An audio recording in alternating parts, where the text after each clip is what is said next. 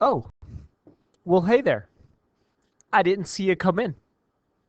It's good to see you. Well, now that you're here, I guess we might as well review for our M25 squares, square roots, and Pythagorean theorem test that's coming up very shortly. To begin our review session, we're going to do a quick warm-up. I would like for you to number your desk from 1 through 12. Now that your desk is numbered 1 through 12, please take all of these numbers and square them. I'll get you started.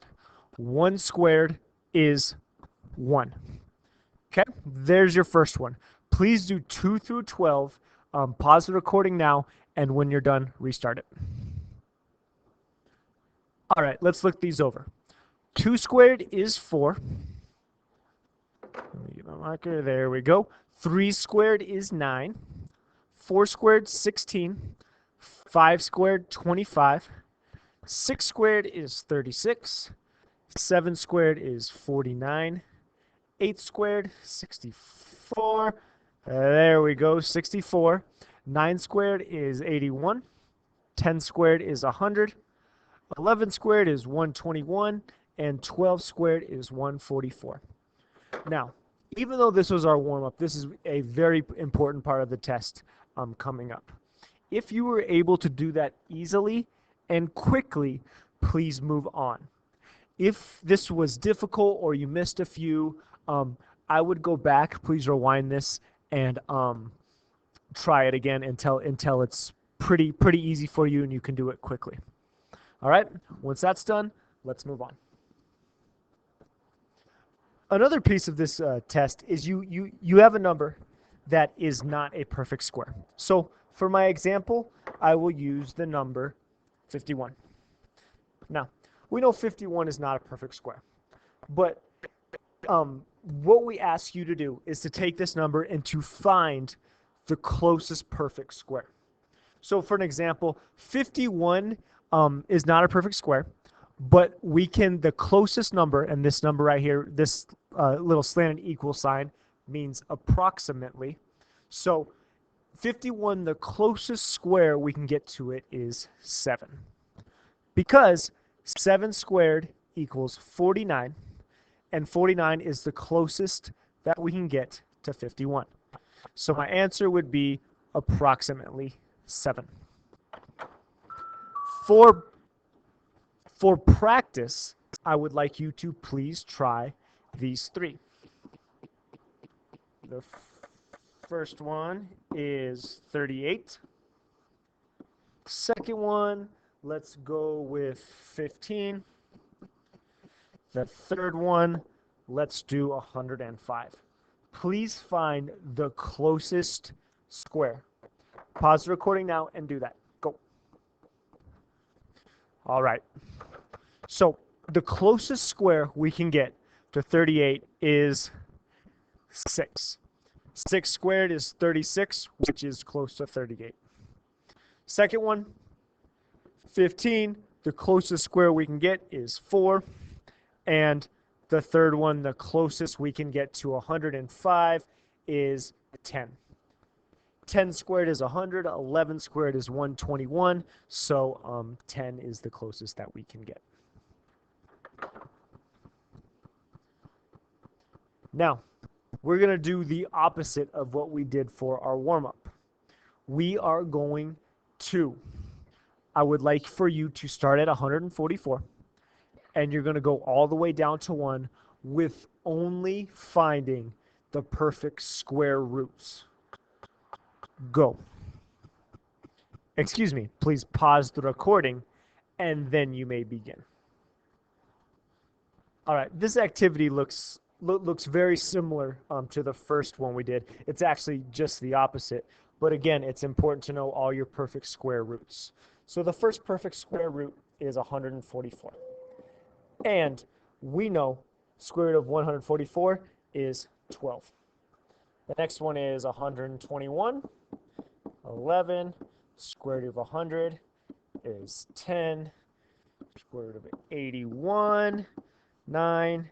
Square root of 64, 8, Square root of 49 is 7. Let me switch colors to make it more appealing. Square root of 36 is 6. Square root of 25 is 5. Square root of 16 is 4. Square root of 9 is 3. And the last two, square root of 4 is 2. And the square root of 1 is 1. Again, if you got that perfectly, congratulations, you're ready to move on. If not, please try this again because you need to know your perfect square roots.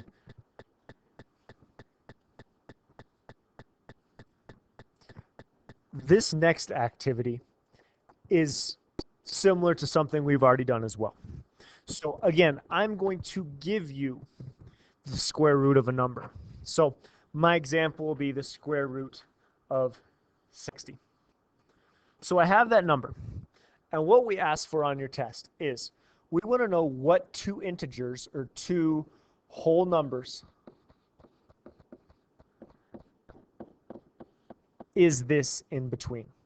So again, square root of 60.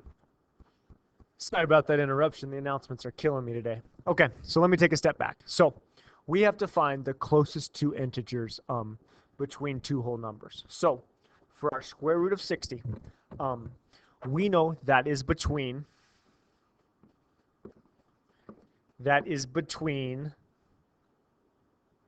7 and 8 because 7 squared is 49, 8 squared is 64, so the square root of 60 has to be between those two.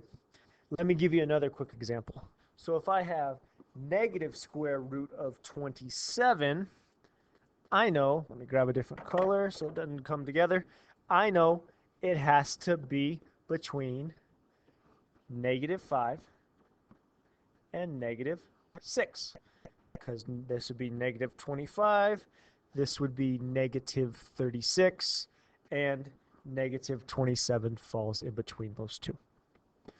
For practice, let's give you two practice problems. Let's give you number 1, square root of 80, and number 2, the square root, let's make it a negative, give you guys a negative example, of 59. Please pause your recording and find out which two numbers which two whole integers these are between. Go. For the square root of 80, you should have be between 8 and 9 because this is 81 and 9, this is 64 and 9 is 81. And for the second one, you should have between negative 7, which is 49, and negative 8, which is 64. Those are your two answers. Okay, so another thing we discussed in this unit, and it's essentially the same square and square root rules, is when you have a fraction. So if I had this fraction, if I had 2/5 and it was squared, looking like this, all this means is when we square a fraction is that you square the top and you square the bottom. So when I square, I'm going to do 2 squared, which is 4, and then also square the bottom. 5 squared is 25. 4/25 is my answer. The same thing goes for the square root. When I square root a fraction, which in this, let's give you the square root of 1636.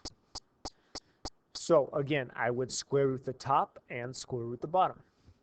My answer to this, the square root of 16 is 4. The square root of 36 is 6. There is my square root. All right. Let's give you guys a couple of examples. So your first one I would like you to try is 5/8 squared. The second one is the square root of 4/100ths. The third one is 8/11ths squared. And your fourth one is 25/144. And let's take the square root of all those. Please pause your recording now. Okay, so remember, we just take the square or the square root of each one. For the first one, I do 5 squared, that is 25, and then 8 squared is 64. There's my answer. Next one, so now I need to take the square root. Make sure you have your squares and square roots. Take your time on these and remember what you're doing to each one. So for the top, the square root of 4 is 2. The square root of 100 is 10. There's my answer. Third one, 8 squared, 64. 11 squared, 121. There you go. And my last one, the square root of 25 is 5. The square root of 144 is 12. And that is my answer. Okay, so if you're in my class right now, my students, this is mandatory for you to complete.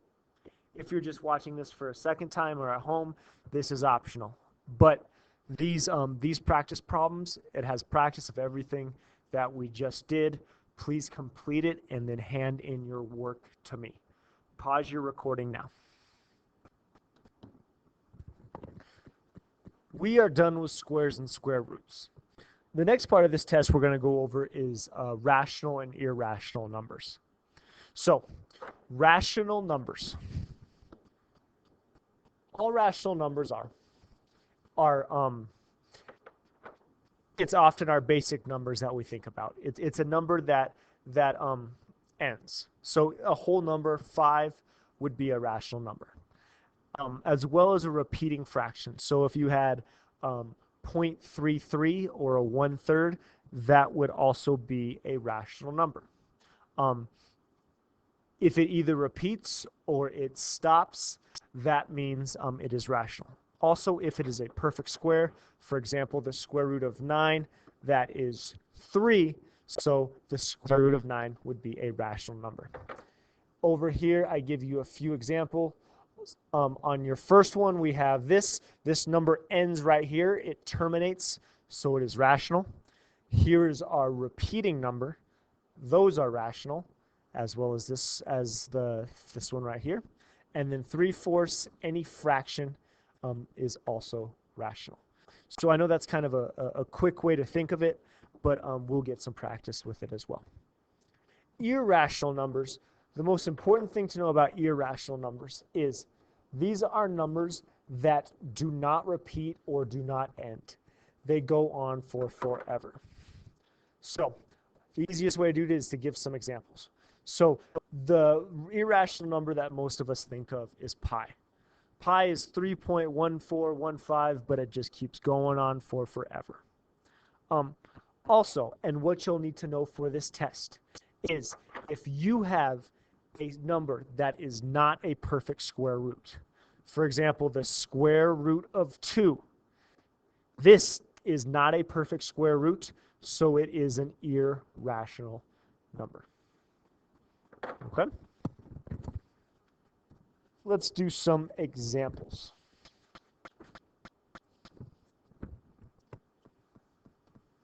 All right. We'll do this first one together, and then I'll let you guys go on it. So, if I had the square root of 1600, I want you to take a sec and think if that would be rational or irrational.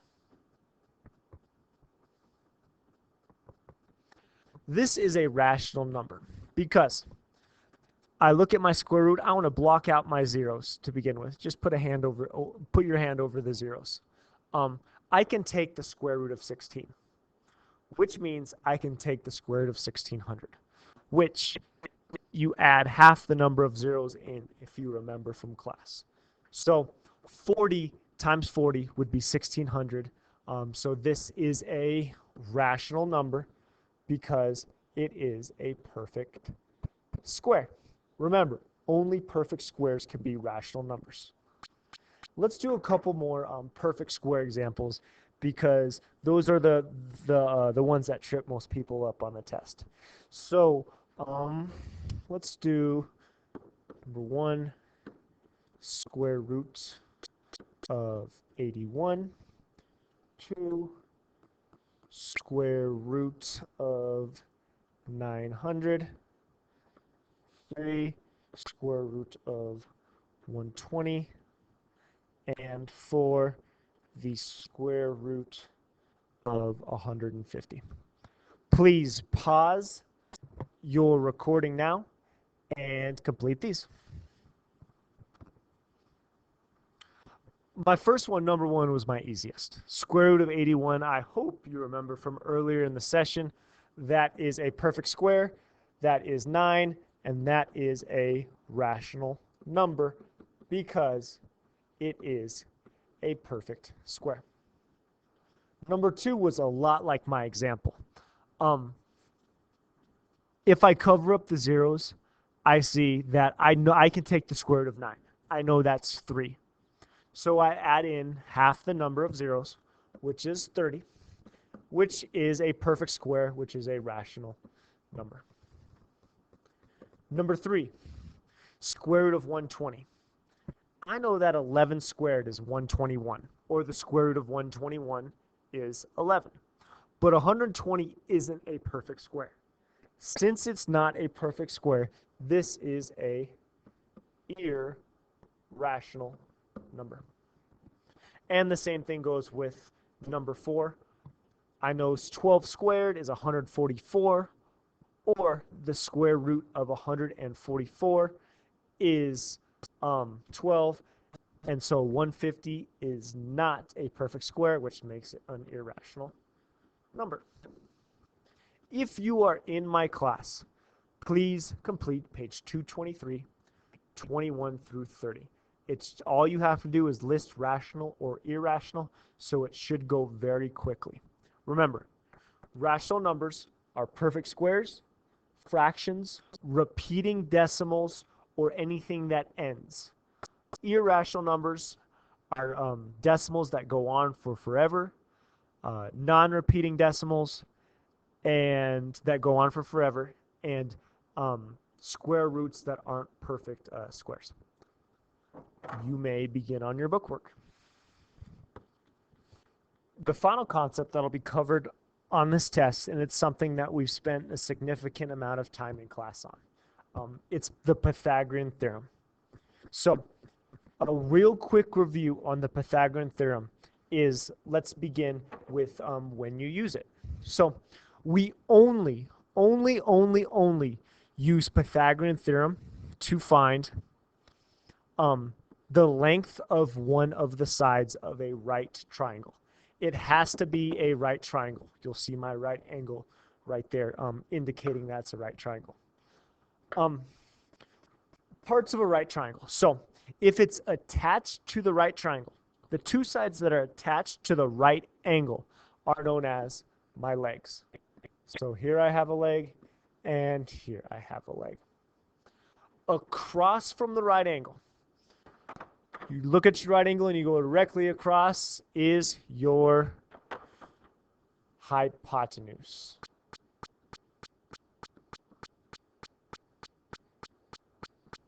Is my hypotenuse.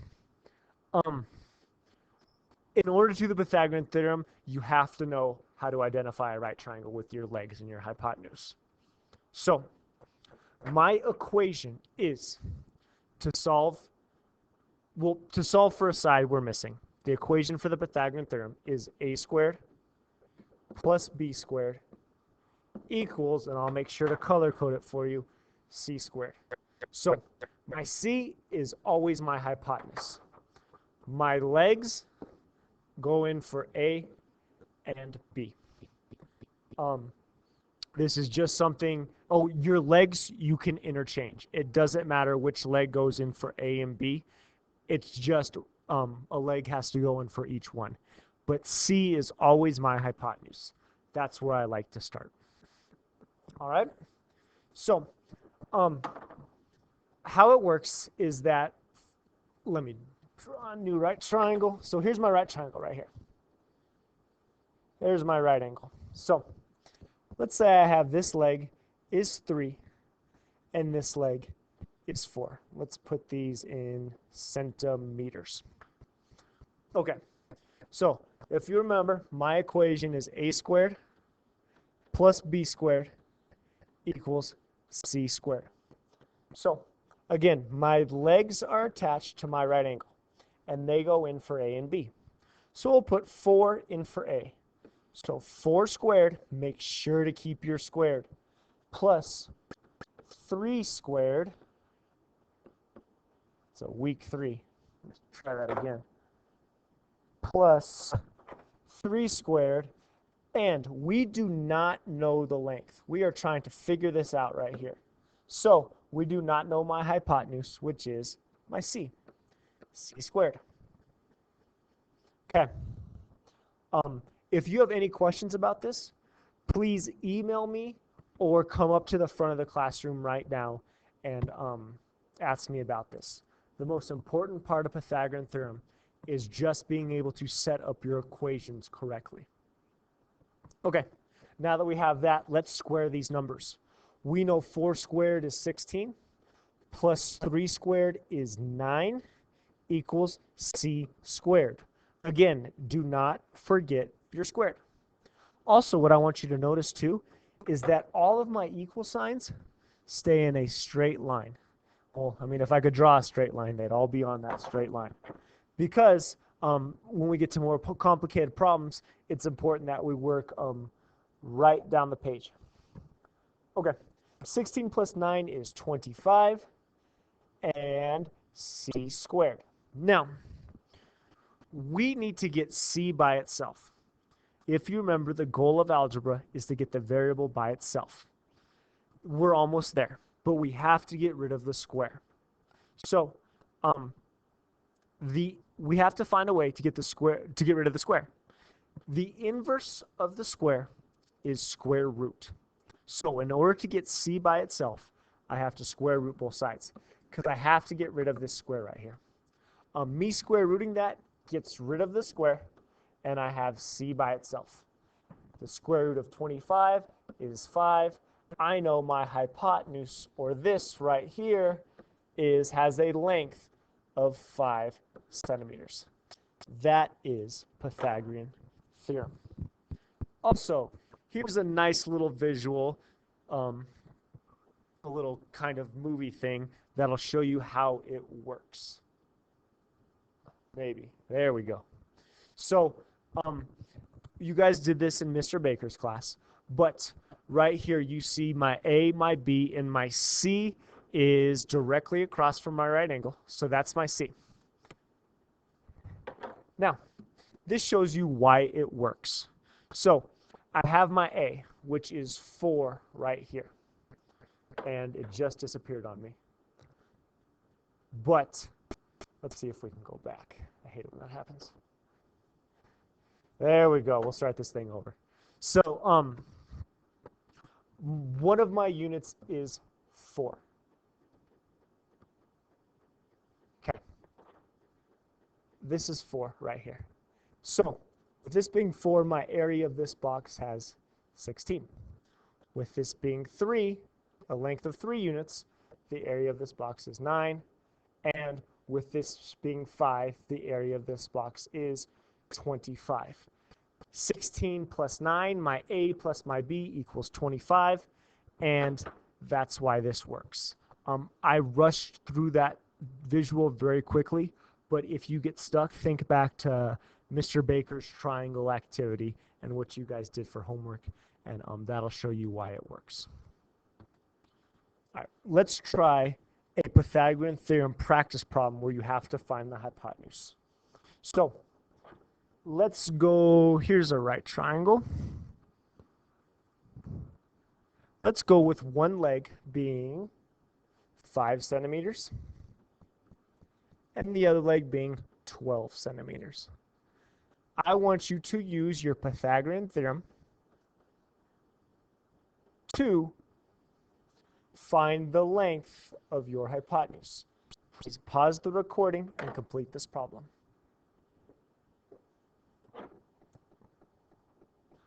In this problem, we know my legs, but we're trying to find the hypotenuse. So let's insert. So we can use 5 for A. It doesn't matter which one you use for A as long as you get your legs correct. So if I insert 5 for A, I have 5 squared plus 12 is 12 squared equals C squared. Again, my equal signs are lined up.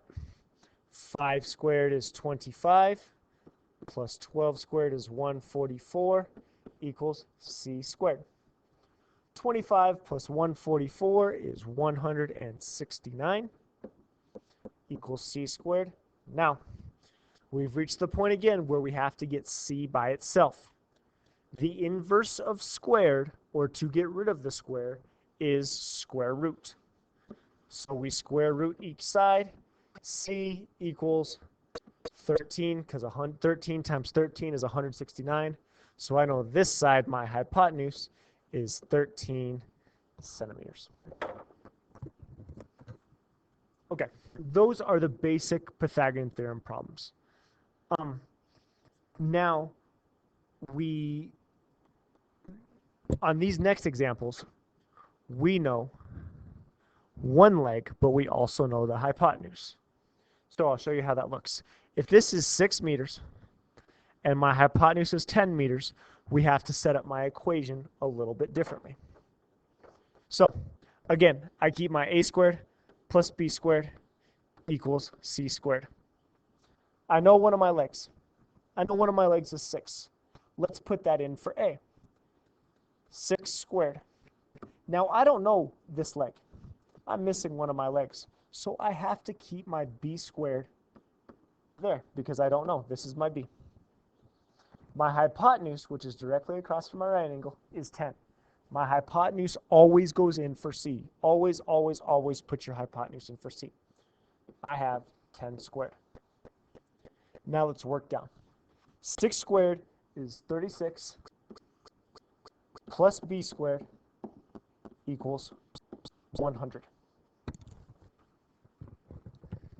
Now comes the part where you have to think back to our algebra days, long, long ago, first semester. So again, the goal of algebra is to get my variable by itself. My variable is B. We start with getting rid of what's not attached to the variable. And this problem now would be 36. So we would take the inverse of plus 36, which is minus 36 minus 36. That crosses this out. All I have left over here is B squared, and 100 minus 36 is 64. Again, I want to get B by itself, so I have to get rid of the squared. I take the square root. That's the inverse. Square root B equals 8. So I know this side right here, my B side, is 8 meters. All this is when you're trying to find an extra, or when you're trying to find the other leg, it's just an extra step, this algebra step right here. That's the only difference. So I would like for you guys to try a practice problem. Here's your right triangle. Let's make my hypotenuse 10 inches and my leg 6 inches, and try to find the other leg, this one down here. Begin.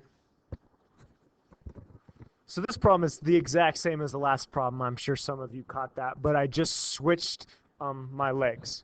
So I'll run through this very quickly. I know one of my legs. I do not know the other one. And then my hypotenuse is 10. So moving down, 10 squared is 100. 36 plus B squared. And then I have to get my variable by itself.